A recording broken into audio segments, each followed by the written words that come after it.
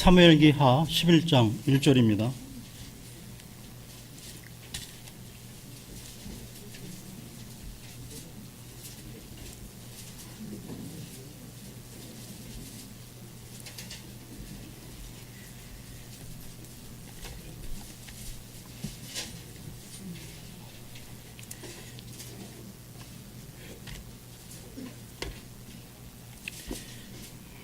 네, 제가 읽겠습니다. 그 해가 지나고 왕들이 싸우러 나아갈 때가 되매 다윗이 요압과 자기 신하들과 온 이스라엘을 보내니 그들이 암몬 자손을 멸하고 랍바를 에워쌌더라. 그러나 다윗은 예루살렘에 여전히 머물러 있었더라. 오늘 오후 말씀은 인생의 정점에서라는 제목으로 말씀을 나누려고 합니다. 인생의 정점에서.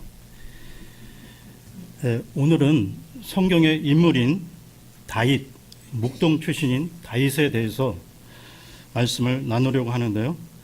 어린 학생들을 포함해서 모두 많이들 알고 계시는 그 다윗 왕 하면 여러분들은 어떤 이미지가 떠오르시는지요?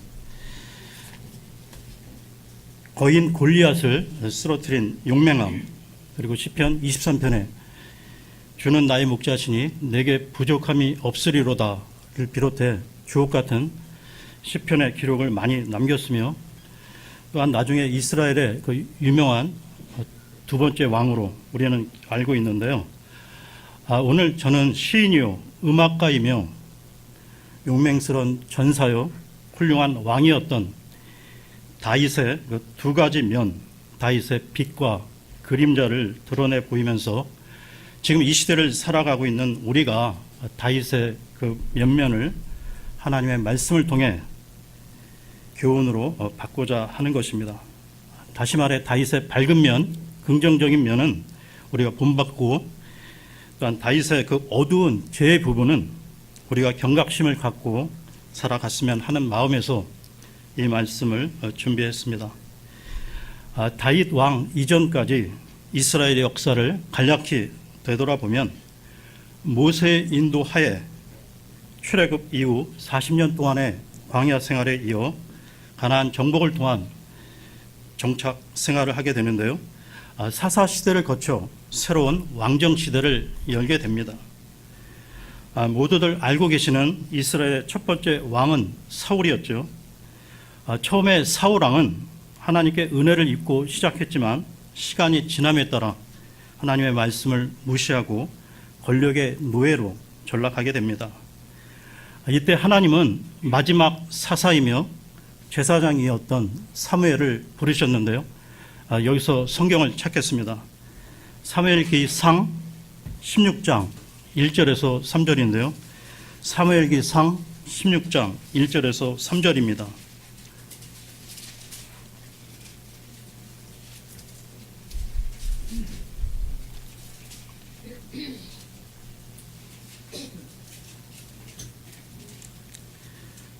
주께서 사무엘에게 이르시되 내가 이미 사울을 버려 이스라엘을 통치하지 못하게 하였거늘 네가 어느 때까지 그를 위하여 애곡하려느냐. 기름을 내 뿔에 채우고 가라. 내가 너를 베들레헴 사람 이새에게로 보내니니 내가 나를 위해 그의 아들들 가운데서 한 왕을 예비하였느니라 하시니 사무엘이 이르되 내가 어찌 갈 수 있으리이까. 사울이 그것을 들으면 나를 죽이리이다 하매 주께서 이르시되 암송아지를 끌고 가서 말하기를 내가 주께 희생물을 드리러 왔다 하고 이새를 희생물 드리는 일에 부르라. 네가 행할 일을 내가 네게 보여주리니 너는 내가 네게 지명하는 자에게 나를 위해 기름을 부을지니라 하시니라. 사무엘은 이새의 아들이 몇 명이나 되는지 알지 못한 채 그의 집을 찾아갔는데요. 첫째 아들 엘리압부터 차례대로 사무엘 앞에 나와왔지만 하나님께서는 모두 아니라 하셨고, 그때 들판에서 양을 치던 막내 다윗을 급히 데려와 다윗에게 기름을 부으라고 하셨습니다. 하나님께서 평가하신 것은 다윗의 마음 중심이었는데요. 그렇다면 다윗의 중심에 무엇이 있었기에 그를 택하셨는가? 다윗은 장자나 차자가 아니라 막내, 그것도 8형제 중에 막내였습니다. 일반적으로 막내는 집안일에 대해 책임감이 좀 약한 경향이 있는데요. 이 말은 막내라고 해서 성품이 나쁘거나 어떤 게을러서가 아니라 대개의 경우 부모나 형, 누나들이 막내가 해야 할 일을 대신 해주는 까닭입니다. 그러나 다윗은 누구의 도움도 없이 집안도 아닌 들판에서 양을 치는 자기 의무를 홀로 감당했었다는 것이죠. 그리고 그렇게 시간이 흘러가던 어느 날이었습니다. 양들을 치고 있던 다윗은 아버지의 심부름으로 형들을 만나러 왔다가 블레셋 족속의 전사인 골리앗과 마주치게 되는데요. 다윗은 그때 사울 왕에게 이렇게 말을 합니다. 금방 읽었던 다음 장인 사무엘기상 17장 34절에서 36절인데요. 사무엘기상 17장 34절에서 36절입니다.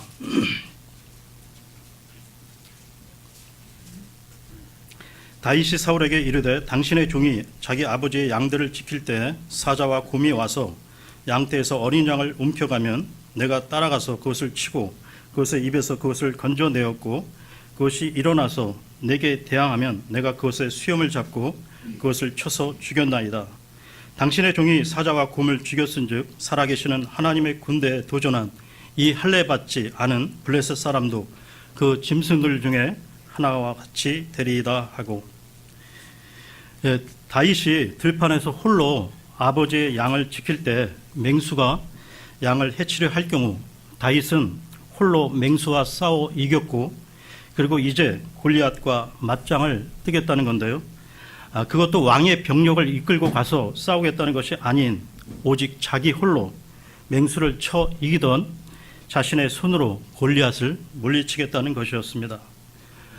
이 부분에서 우리는 다윗이 골리앗을 쓰러뜨린 그 결과보다는 다윗이 어려서부터 철저하게 자립심을 키워왔다는 것에 주목할 필요가 있다는 것이죠.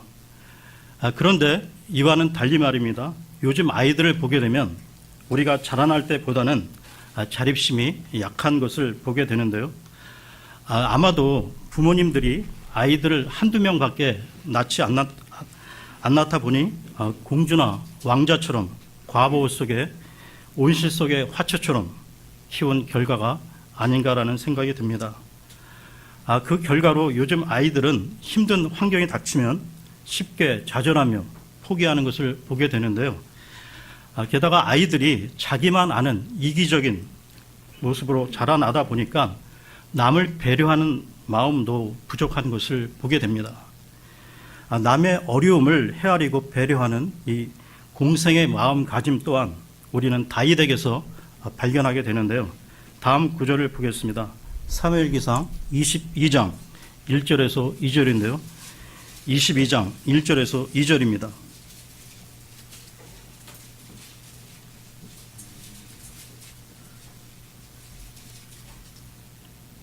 그러므로 다윗이 거기서 떠나 아둘람 굴로 피하며 그의 형제들과 그의 아버지의 온 집이 그 일을 듣고는 그들이 거기로 내려가 그에게 이르렀더라.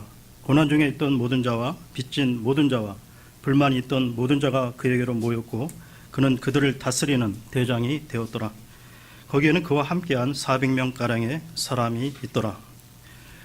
지금 읽은 이 구절들의 배경을 말씀드리면 골리앗을 이긴 다윗은 사울 왕의 딸을 아내로 맞이하게 되는데요.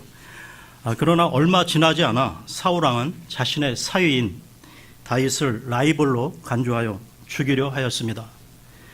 다윗 한 사람을 죽이기 위해 사울 왕은 무려 3,000명으로 구성된 특공대를 조직하기까지 하는데요. 다윗은 그 후 살아남기 위해 근 10여 년 동안이나 피말리는 도피 생활을 이어가야만 했던 것입니다.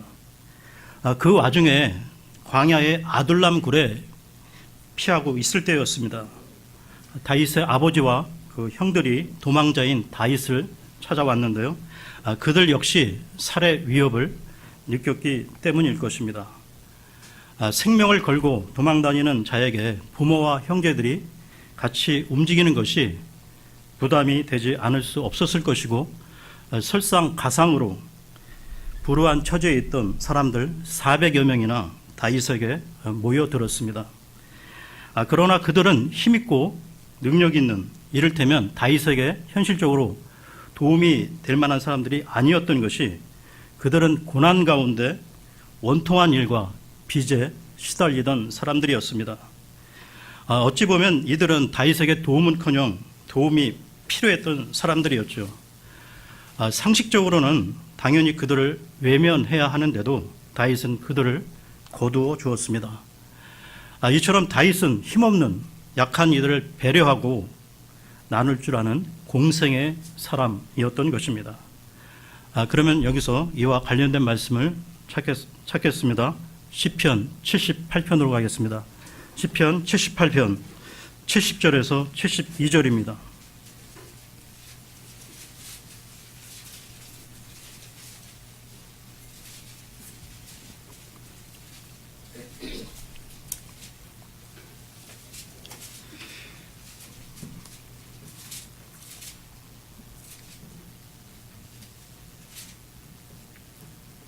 그분께서 또한 자신의 종 다윗을 택하시되 그를 양우리에서 취하시고 새끼뱀 암양들을 따라다니던 그를 데려다가 자신의 백성 야곱과 자신의 상속 백성 이스라엘을 먹이게 하셨더니, 이에 그가 자기 마음의 순전함에 따라 그들을 먹이고 자기 손의 능숙함으로 그들을 지도하였도다. 이 구절들을 통해 알 수 있는 것은 다윗이 어려서부터 하나님께 택감을 받을 정도로 믿음이 확실하고, 게다가 자기가 하는 일에 있어서 능숙한 전문성을 갖추었다는 것을 볼 수 있습니다. 조금 전 읽었던 사무엘기상 17장에서 보았듯이 다윗은 사자와 곰을 혼자서 때로 잡을 정도로 최고의 목동이었습니다. 우리가 세상을 살아가면서 사람들에게 복음을 전하다 보면 보고 느끼게 되는 게 있는데요. 세상적으로 똑똑하고 실력을 갖춘 사람들은 대체로 복음을 잘 받아들이지 않는다는 겁니다.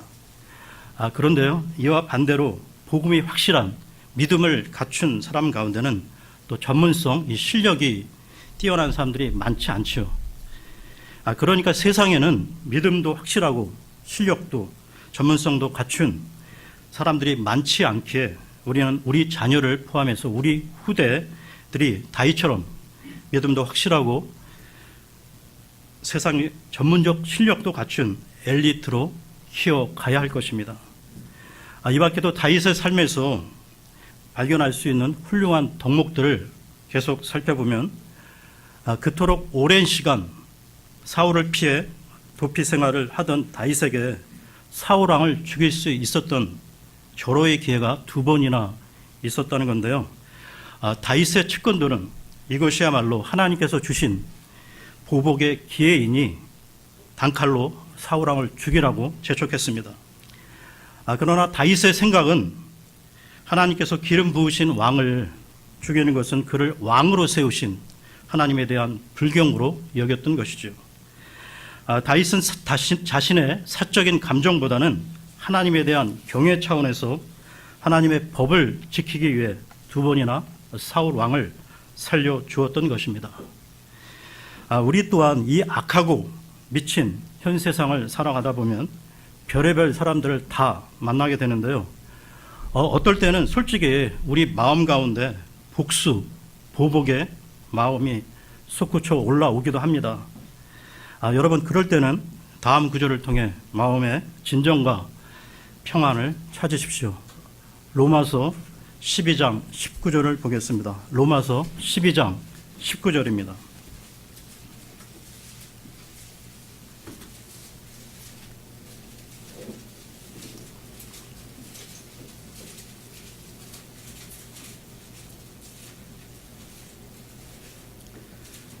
극진히 사랑하는 자들아, 너희 스스로 원수를 갚지 말고 도리어 진노하심에 맡기라. 기록된 바 원수 갚는 일은 내 것이니 내가 갚으리라. 주가 말하노라 하였느니라. 다윗이 왕이 되기까지 짧지 않은 그의 고난 가운데서 다윗에게 배울 점은 절대로 서두르지 않았다는 것입니다. 다윗은 일찍이 사무엘을 통해 왕으로 머리에 기름 부음을 받았지만 묵묵히 하나님의 때를 기다렸다는 것이죠. 그에 비해 우리는 종종 추진하는 뜻은 좋은데 때를 앞서갈 때가 많은 것이 특히 우리 한국 사람들에게는 빨리빨리의 정신이 흐르기 때문인지 모르겠습니다. 오죽하면 애국 노동자들이 우리나라에 와서 제일 먼저 배우는 우리말이 빨리빨리라는 말이라고 하겠습니까? 우리들은 일을 너무 서두른 나머지 일을 그르치거나 편법을 동원하기도 하는데요. 다윗은 사람들이 자기들의 왕이 되어 달라고 할 때까지 그저 열심히 살아갔을 뿐입니다. 우리들 또한 기도하면서 하나님의 시간표, 하나님의 때를 기다리며 각자의 일을 묵묵히 성실히 해 나가야 할 것입니다. 다윗의 삶에서 발견되는 또 하나의 긍정적인 부분은 올바른 리더십인데요. 리더십, 이 지도력은 본인이 주장해서가 되는 것이 아니라 지도력은 얻어지는 것이라 할 수 있다는 것입니다. 다윗은 순수함, 정직함, 성실함으로 그들 무리의 모범이 되었고 그로 말미암아 사람들의 가슴을 움직이게 하였던 것이죠. 이러한 품성들이 지도자가 갖추어야 할 것들이며 이것이 진정한 카리스마인 것입니다. 다시 말해서 카리스마는 외모나 권력에서 나오는 것이 아니라 인격에서 나오는 것으로 많은 사람들이 이 카리스마라는 본뜻을 잘못 알고 있는데요.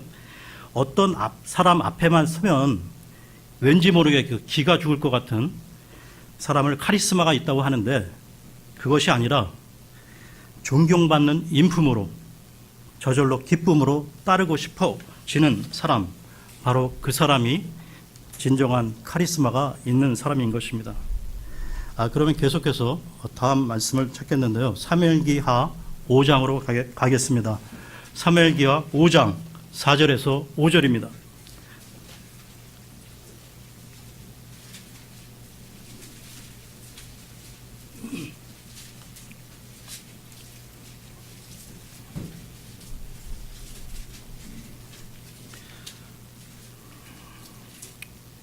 다윗이 통치하기 시작할 때 나이가 30세였으며 그가 40년 동안 통치하되 헤브론에서 7년 6개월 동안 유다를 통치하고 예루살렘에서 33년 동안 온 이스라엘과 유다를 통치하였더라.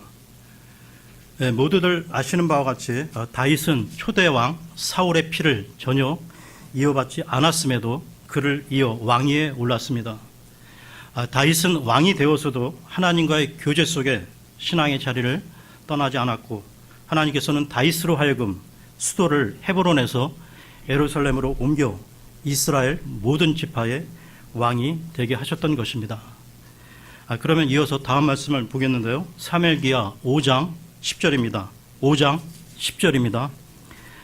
다윗이 나아가서 창대하게 되었고 주 만군의 하나님께서 그와 함께 계셨더라. 이처럼 날이 갈수록 다윗은 점점 강성해졌을 뿐 아니라 어디로 가든 그의 군대는 백전백승이었습니다. 다윗의 능력이 출중해서가 아니라 하나님께서 당신의 말씀을 존중하는 다윗과 함께 하신 까닭이었습니다. 그런데요, 나라가 태평성대를 이루고 다윗 자신도 평안과 안정을 찾았을 때 다윗에게 있어서 새로운 반전이 일어나게 됩니다. 다윗의 삶은 사무엘기하 11장에 접어들면서 급전직하, 그는 짐승보다 못한 경멸스러운 인간으로 전락하게 되는데요. 어느 날 밤 다윗은 왕의 건세를 이용하여 유부녀를 자신의 궁으로 데려와 간음했고 더 나아가 그 범죄를 덮기 위해 그녀의 남편을 죽이기까지 합니다. 여러분, 다윗과 같은 그 위대한 신앙인이 어떻게 이런 큰 죄악을 저지를 수 있었을까요? 지금부터 그 원인과 과정, 그 결과들을 살펴보려고 합니다. 여기서 말씀 한 구절을 보겠는데요. 사무엘기하 11장 1절로 가겠습니다. 사무엘기하 11장 1절입니다. 그 해가 지나고 왕들이 싸우러 나아갈 때가 되매 다윗이 요압과 자기 신하들과 온 이스라엘을 보내니 그들이 암몬 자손을 멸하고 랍바를 에워쌌더라. 그러나 다윗은 예루살렘에 여전히 머물러 있었더라. 그때의 시점은 새해가 막 시작되었을 때입니다. 새해 첫 출병 때에는 왕이 함께 출전하여 전장의 병사들을 격려하는 관습이 있었다고 하는데요. 나라를 위해 목숨을 걸고 싸우는 병사들을 왕이 직접 찾아 위로하고 격려하는 것은 그때 당시 왕의 중요한 책무였습니다. 따라서 다윗 역시 병사들과 함께 전장에 있어야만 할 때였는데요. 전장에 있어야 할 다윗은 엉뚱하게도 예루살렘의 궁에 그대로 머물러 있었던 것입니다. 희하의 군대만 전장에 투입한 채 자신은 안일과 게으름에 빠졌던 것이죠. 이때는 다윗의 최절정기였습니다.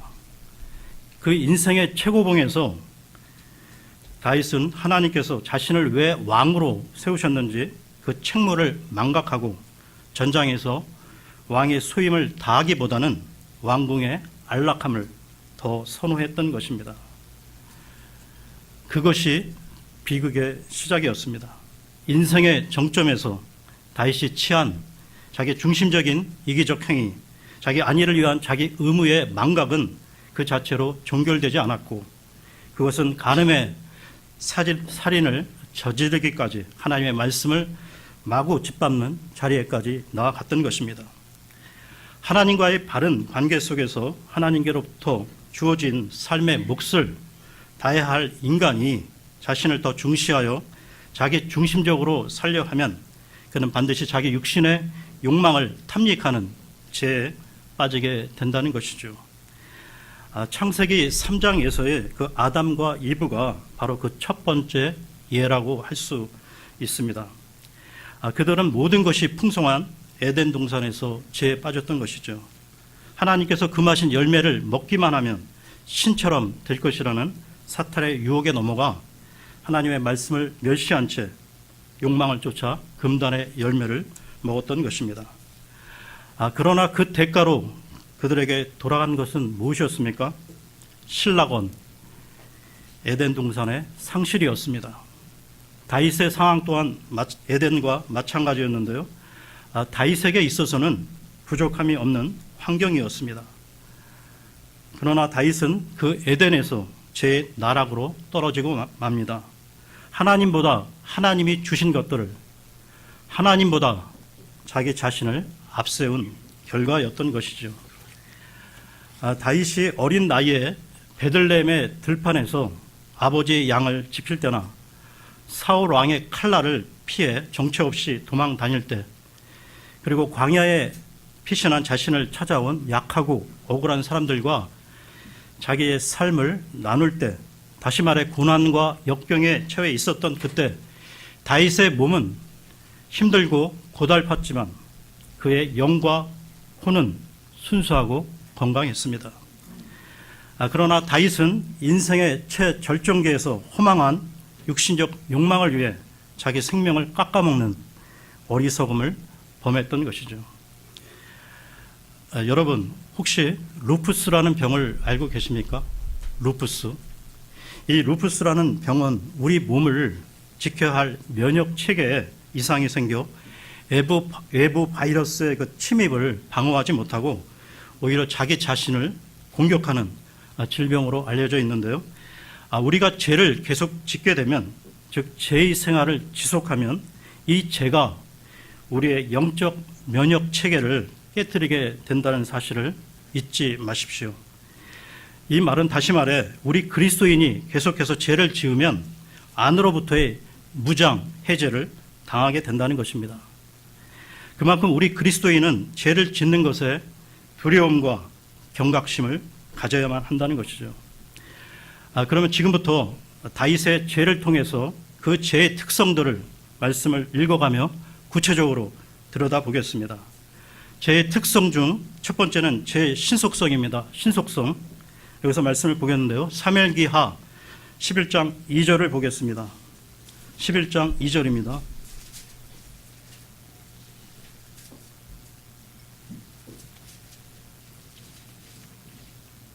저녁 때 다윗이 자기 침상에서 일어나 왕의 집 지붕 위에서 거닐다가 한 여인이 목욕하는 것을 지붕에서 보았는데 그 여인이 보기에 매우 아름다움으로, 그때의 시간은 저녁 때라고 밝히고 있는데요. 그 시각에 다윗은 막 침상에서 일어났습니다.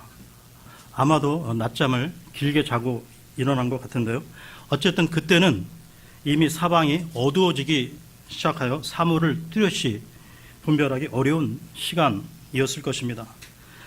게다가 다윗이 사는 그 왕궁과 일반 집은 떨어져 있었을 것이고 왕궁 옥상을 거닐던 다윗의 눈에 그 여인의 모습이 들어왔다 할지라도 제대로 보일 리가 없었을 것입니다.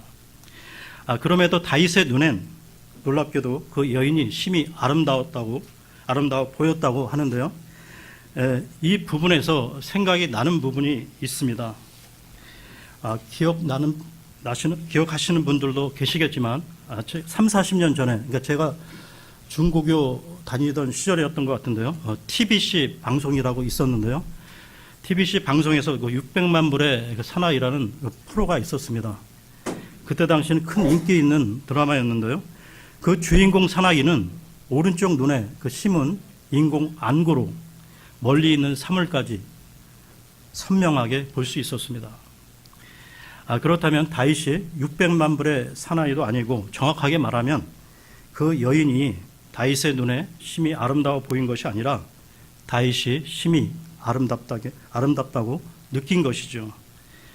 그때 다윗의 마음은 이미 죄의 유혹에 빠져 죄를 범하기로 작정, 스스로 죄를 향해 달려간 것입니다. 우리는 여기에서 죄의 신속성을 알게 되는데요. 죄는 이처럼 빠르게 나아갑니다. 마치 솔개가 손살같이 병아리를 낚아채듯이 죄는 다윗을 덮쳤고 다윗은 어둠 속에서 잘 보이지도 않는 여인에게 자신의 온 마음을 빼앗겨 버리고 만 것입니다. 그러면 계속해서 다음 구절을 보겠습니다. 사무엘기하 11장 3절에서 4절입니다. 다윗이 사람을 보내어 그 여인에 관해 물어보게 하였더니 한 사람이 이르되 이 여인은 엘리암의 딸이요 해족속 우리아의 아내인 밧세바가 아니니까 하니라.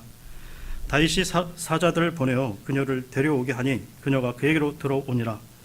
그녀가 그녀의 부정하면서 정결하게 되었으므로 그가 그녀와 함께 누웠고 그녀가 자기 집으로 돌아가니라. 이 부분에서 우리가 볼 수 있는 죄의 특성 가운데 두 번째는 죄의 대담성입니다. 대담성. 욕정의 노예가 된 다윗은 즉시 사람을 보내어 그 여인이 누구인지 알아보게 했는데요. 밧세바란 이름의 그 여인은 유부녀였으며 그 남편은 충직한 우리아였습니다. 그는 암몬과의 전투에 참전 중이어서 밧세바 홀로 집을 지키고 있었던 것입니다. 그 여인에 대해 이상과 같은 내용의 신상 보고를 받았다면 다윗은 그녀에게 향한 자신의 마음을 거두어야 마땅했던 것이죠. 남편이 있는 유부녀에다가 나라를 위해 목숨을 걸고 전쟁터에서 싸우고 있는 그 충성스러운 사람의 부인을 넘본다는 것은 적어도 예전에 다윗 같으면 상상조차 할 수 없는 일이었습니다. 그러나 밧세바의 남편이 전쟁에 나가 부재중인 것을 알자 지체 없이 밧세바를 데려오도록 명령을 내렸는데요. 그녀의 남편 몰래 그녀를 범할 절호의 기회로 삼았던 것입니다. 그것은 이성과 상식을 뛰어넘는 짓으로 죄라는 것은 이처럼 대담합니다. 평소에는 상상조차 할 수 없는 생각이나 행동이 마치 기다리고 있었다는 듯 표출된 것으로 죄의 대담성이 다윗을 덮쳤던 것이죠. 그러면 다음 말씀을 보겠습니다. 사무엘기하 11장 5절입니다. 그 여인이 수태함에 사람을 보내어 다윗에게 고하여 이르되 내가 아이를 가졌나이다 하니라. 다윗은 구중궁궐 깊고 깊은 자신의 침실에서 은밀히 남의 유부녀와 동침했는데요. 그러나 그 은밀히 지은 죄는 뚜렷한 결실로 표면으로 드러나게 됩니다. 여러분, 죄는 반드시 제 열매를 남긴다는 것을 잊지 마십시오. 이 부분에서 우리는 제 특성 중 제 결실성을 봅니다. 결실성. 칠흑 같은 어둠 속에서 아무도 모르게 행한 죄일지라도 어느 날 그 죄의 열매는 표면 위로 드러나게 되는데요. 밧세바의 임신을 보고받은 다윗은 소스라치게 놀랐을 것입니다. 전혀 예상치 못한 결과였기 때문이죠. 다윗은 곧 후속 조치를 취합니다. 다윗은 전장에 나가 있는 밧세바의 남편 우리아를 즉각 예루살렘으로 불러들이는데요. 다윗의 계획은 오랜만에 귀가한 우리아가 빛이 아내인 밧세바와 동침할 것이고, 그 경우 밧세바가 장차 낳을 아이는 자연스레 우리아의 아이로 여길 것으로 본 것입니다. 아이의 실제 아비인 다윗은 그런 식으로 자신의 범죄를 감추기 위한 거짓 알리바이를 만들려 했던 것이죠. 그러나 특별 휴가를 받은 우리아는 아내가 있는 집으로 돌아가지 않았습니다. 많은 사람들이 전장에서 지금 고생하고 있는 마당에 자기만 편하게 집에서 쉴 수가 없게, 쉬기에는 마음이 편하지 않았기에 가지 않았던 것입니다. 자신의 괴책이 수포로 돌아간 것을 안 다윗은 최후의 수단을 강구하는데요. 다음 구절을 보겠습니다. 사무엘기하 11장 14절에서 15절입니다. 11장 14절에서 15절입니다.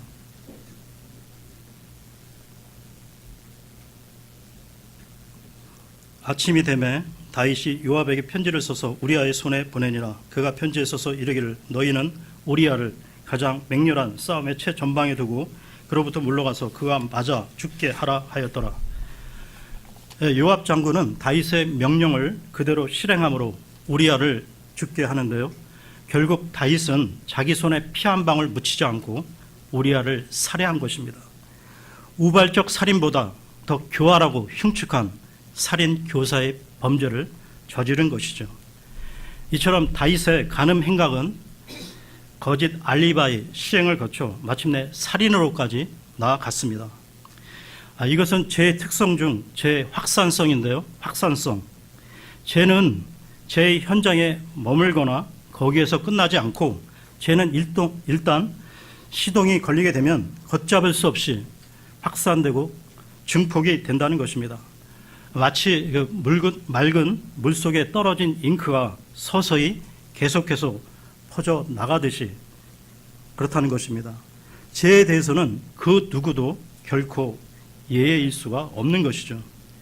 계속해서 다음 말씀을 보겠습니다. 사무엘기하 11장 26절에서 27절인데요. 11장 26절에서 27절입니다. 우리아의 아내가 자기 남편 우리아가 죽었다는 것을 듣고 자기 남편으로 인하여 애곡하니라. 애곡하는 일을 마침에 다윗이 사람을 보내어 그녀를 자기 집으로 데려오니 그녀가 그의 아내가 되어 그에게 아들을 낳으니라. 그러나 다윗이 행한 그 일을 주께서 기뻐하지 아니하시니라. 이처럼 모든 사항은 다윗이 원하는 대로 전개되는 듯 했습니다. 그러나 다윗의 그 모든 행위는 하나님 보시기에 악하고 가증스럽기 짝이 없었던 것이죠. 다윗은 뻔뻔하게도 우리아를 죽이고 밧세바를 자신의 아내로 삼은 행위에 대해 조금도 부끄러워하지 않았습니다. 그 이유는 제 특성 중 제 둔감성 때문인데요. 둔감성. 제가 다윗의 양심을 무디게 만들어버린 것입니다. 제 둔감성은 인간의 양심과 눈을 멀게 하고 정상적인 사고를 마비시키므로 그 이후에는 악의 일상화가 이루어지게 되는 것입니다. 그러하게 성경 데살로니가전서 5장 22절에 말씀하시기를 악의 모든 모양을 삼가라 명하신 것입니다. 지금 계속해서 제 특성들을 살펴보고 있는데요. 다음은 제 결과로 파생되는 제 후유증을 알아보겠습니다. 제 후유증. 죄를 짓게 되면 그 후유증이 뒤따르게 된다는 것입니다. 물론 다윗에게도 그 죄의 후유증이 이어졌는데요. 너무나도 짙고 암울하며 기나긴 후유증이었습니다. 하나님께서는 대언자 나단을 통하여 다윗에게 심판의 말씀을 전하셨는데요. 사무엘기하 12장 9절에서 12절을 보겠습니다.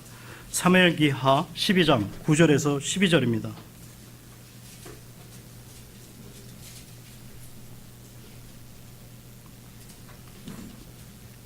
어찌하여 네가 주의 명령을 업신여기고 그의 눈앞에서 악을 행하였느냐. 네가 칼로 해족속 우리아를 죽이고 그의 아내를 빼앗아 네 아내로 삼으며 암몬 자손의 칼로 그를 죽였느니라. 네가 나를 업신여기고 해족속 우리아의 아내를 빼앗아 네 아내로 삼았은즉 이제 그런 까닭에 칼이 네 집에서 결코 떠나지 아니하리라. 주가 이같이 말하노라. 보라, 내가 네 집에서 너를 대적하는 재앙을 일으키고 내가 네 아내들을 네 눈앞에서 가져다가 네 이웃에게 주리니 이 해가 부는 데서 그가 네 아내들과 함께 누우리라. 너는 그 일을 은밀히 행하였으나 나는 온 이스라엘 앞에서 해 앞에서 이 일을 행하리라 하며. 다윗의 범죄 이후 다윗 왕과 주변에서는 온갖 사건들이 끊임없이 벌어지게 되는데요. 자식은 부모의 앞모습이 아닌 부모의 뒷모습을 보고 자란다는 무서운 말이 있는데요. 다윗의 이복 자식들 간에 강간 사건이 일어나고 그 연장선에서 자식들 사이에 살인 사건이 벌어지게 됩니다. 더 나아가 아버지 다윗의 왕권에 대항하여 아들이 쿠데타까지 일으키게 되는데요. 하나님의 예고대로 칼이 다윗의 집에서 떠나지 않게 된 것입니다.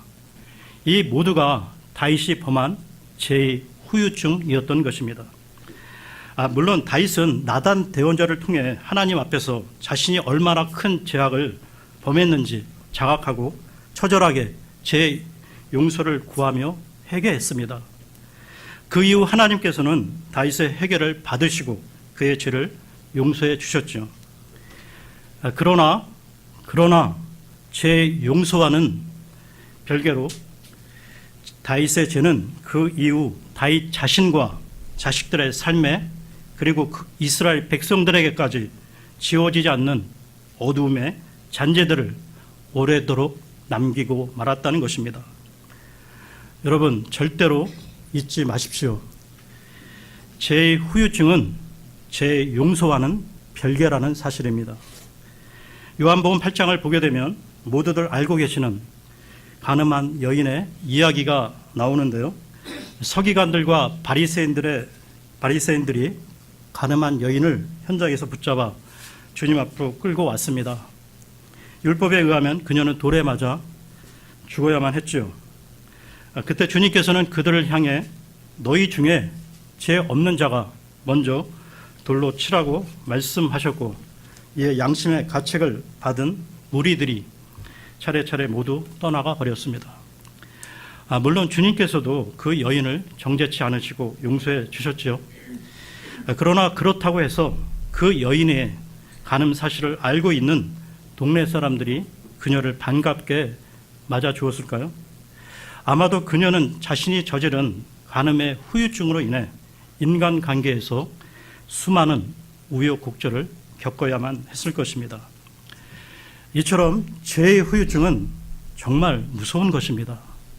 우리 신자들이 이 세상을 살아가면서 즐겁게 평안하게 살아가야 하지만 죄에 있어서만큼은 늘 경각심과 두려움을 잃지 말아야 하는 것이죠. 주님이 다시 오시면 이 죄와의 힘든 싸움도 끝날 것이기에 저는 주님의 다시 오심을 소망하며 살아갑니다. 지금까지 우리는 다윗의 삶을 쫓아 죄의 특성들과 후유증을 추적해 보았는데요. 다윗에게 있어 큰 죄의 발단은 아까도 언급했지만 작은 틈, 게으름으로부터 시작되었던 것입니다. 그리고 또 한 가지 절대 잊지 말아야 할 것은 다윗에게 있어 죄의 출발점의 그 상황이 다윗에게 있어 인생의 정점이었다는 사실입니다.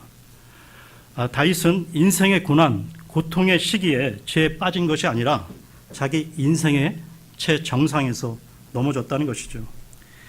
이와 연관된 말씀 한 구절을 찾겠습니다. 고린도전서 10장 12절인데요. 고린도전서 10장 12절입니다.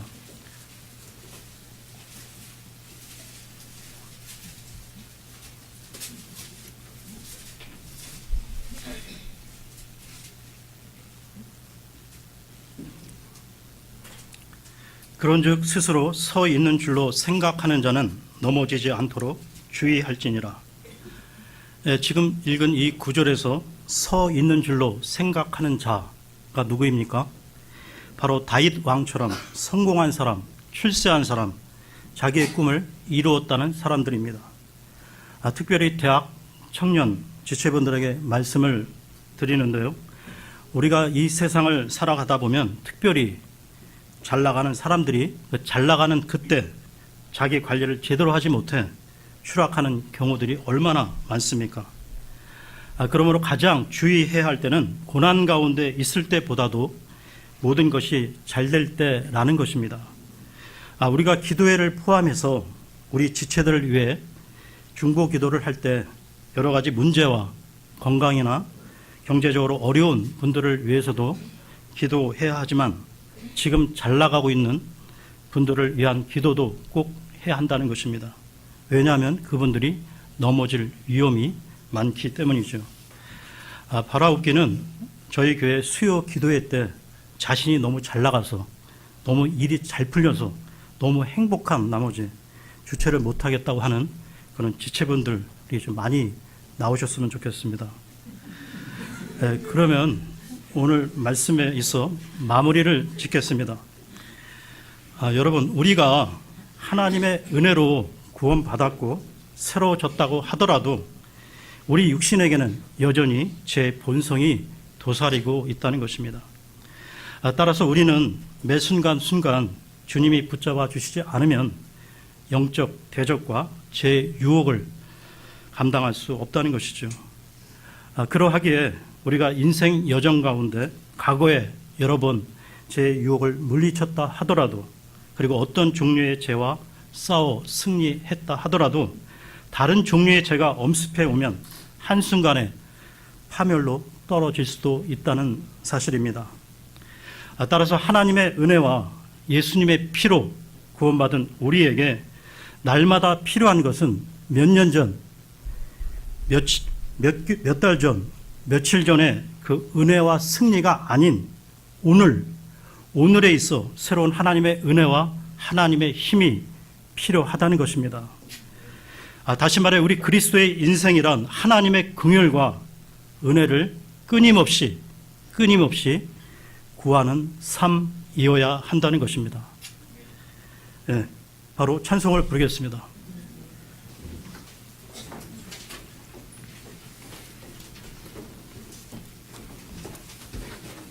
찬송 952장입니다. 952장입니다.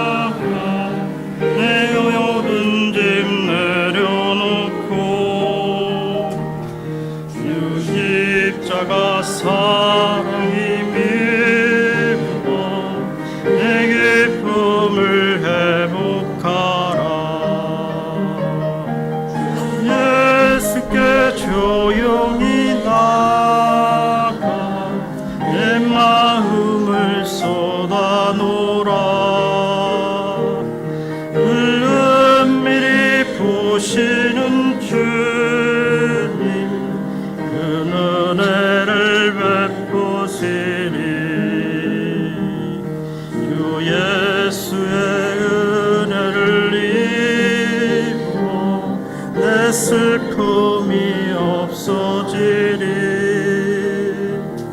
내 이웃을 늘 사랑하여 너 받은 것 거저주라. 주 예수께 조용히 나가 내 마음을 쏟아놓으라. 보시는 주님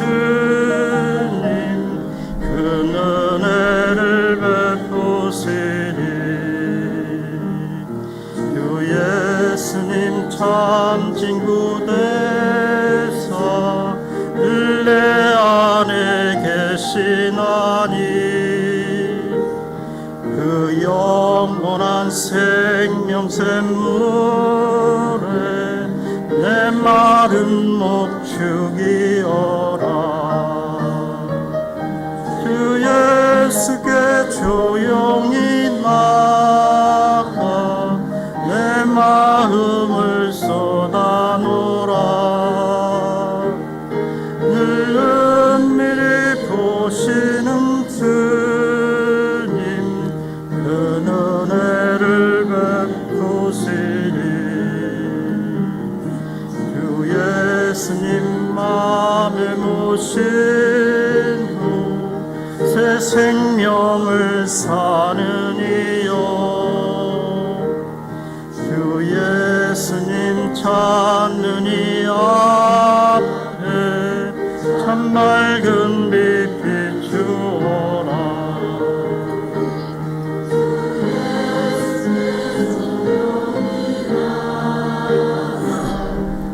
마음을 쏟아놓으라. 은밀히 보시는 주님 그 은혜를 베푸시니. 네, 기도하겠습니다. 아버지 하나님 감사합니다. 지금 이 시간 우리가 우리 자신과 우리 주변의 상황을 다뤄볼 수 있는 영적 눈을